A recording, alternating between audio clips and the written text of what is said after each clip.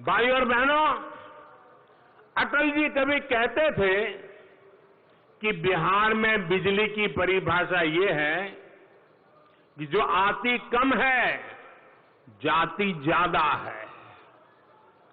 लालटेन काल का अंधेरा अब छट चुका है, लेकिन बिहार की आकांक्षा अब लगातार बिजली, एलईडी बल्ब की है।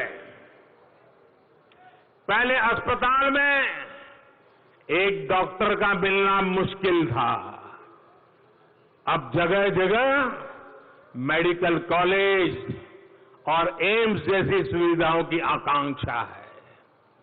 पहले गांव-गांव में मांग थी कि किसी तरह खड़ंजा बिछ जाए, अब हर मौसम में बनी रहने वाली चौड़ी सड़कों की आकांक्षा है।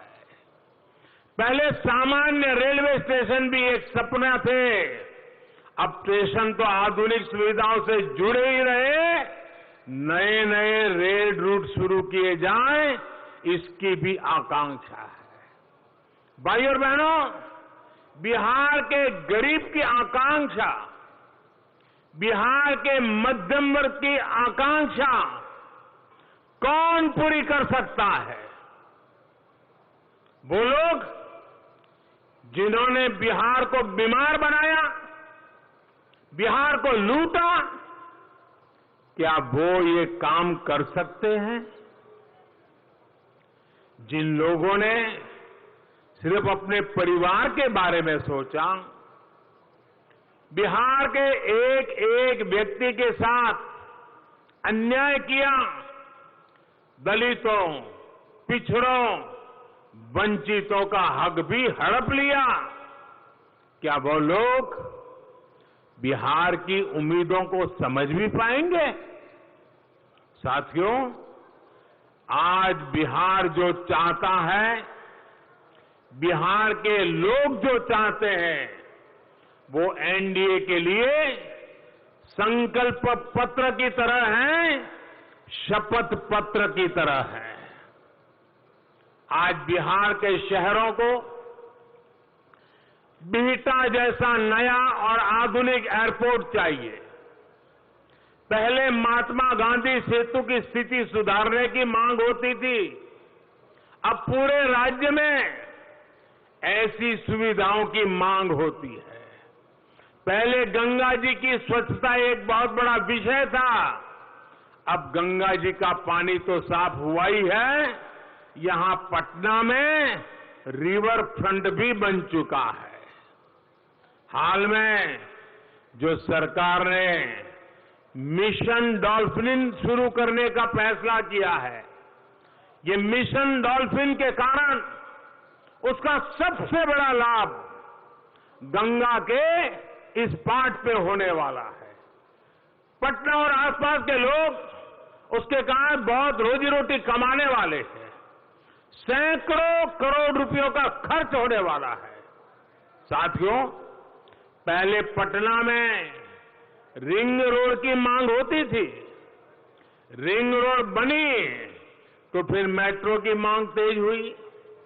आज पटना मेट्रो पर काम चल रहा है तो दूसरे शहरों में भी ऐसी सुविधा की अपेक्षाएं बढ़ी है। आज पटना सहित बिहार के सभी शहरों में सड़क, पानी और सीवर जैसे बुनियादी मुद्दों पर तेज गति से काम किया जा रहा है। गंगा जी में गिरने वाले गंदे नालों का पानी ट्रीट करने के लिए, साफ करने के लिए आधुनिक ट्रीटमेंट प्लांट भी लग रहे हैं। गंगा जी के घाटों का जीर्णोद्धार किया जा रहा है, घाटों का सुंदरीकरण किया जा रहा है। साथियों, एक समय था जब पासपोर्ट बनवाने के लिए पटना आने के सिवाय कोई चारा नहीं था। अब बिहार में 33 पोस्ट ऑफिस पासपोर्ट सेवा केंद्र खुल चुके हैं। अब पासपोर्ट बनवाना और आसान हुआ है और ये मांग भी बढ़ी है कि और शहरों में भी ऐसे सेंटर खोले जाए। भाइयों और बहनों, बिहार के लोगों की इन अपेक्षाओं की पूर्ति अगर कोई कर सकता है तो आपको भी भरोसा है, देश को भी भरोसा है, ये सिर्फ और सिर्फ एनडीए कर सकता है। आपकी इन अपेक्षाओं की पूर्ति एनडीए के द्वारा होना तय है। आत्मनिर्भर भारत, आत्मनिर्भर बिहार के पीछे भी यही प्रेरणा है, यही प्रोत्साहन है। इस अभियान का सबसे बड़ा लक्ष्य देश के, बिहार के अपने सामर्थ्य को नई ऊर्जा देने का है। इस अभियान का लक्ष्य बिहार के युवाओं को नए अवसर देने का है, नए रास्ते दिखाने का है।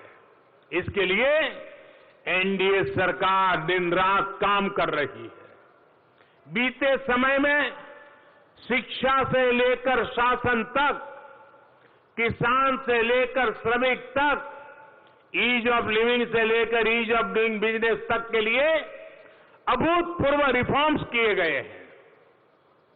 आज 3.5 दशक बाद नई राष्ट्रीय शिक्षा नीति देश को मिल चुकी है। इस शिक्षा नीति में भाषा और अवसरों के अभाव के कारण बिहार का जो हमारा गरीब और वंचित छूट जाता था, उसको सबसे ज्यादा लाभ होने वाला है।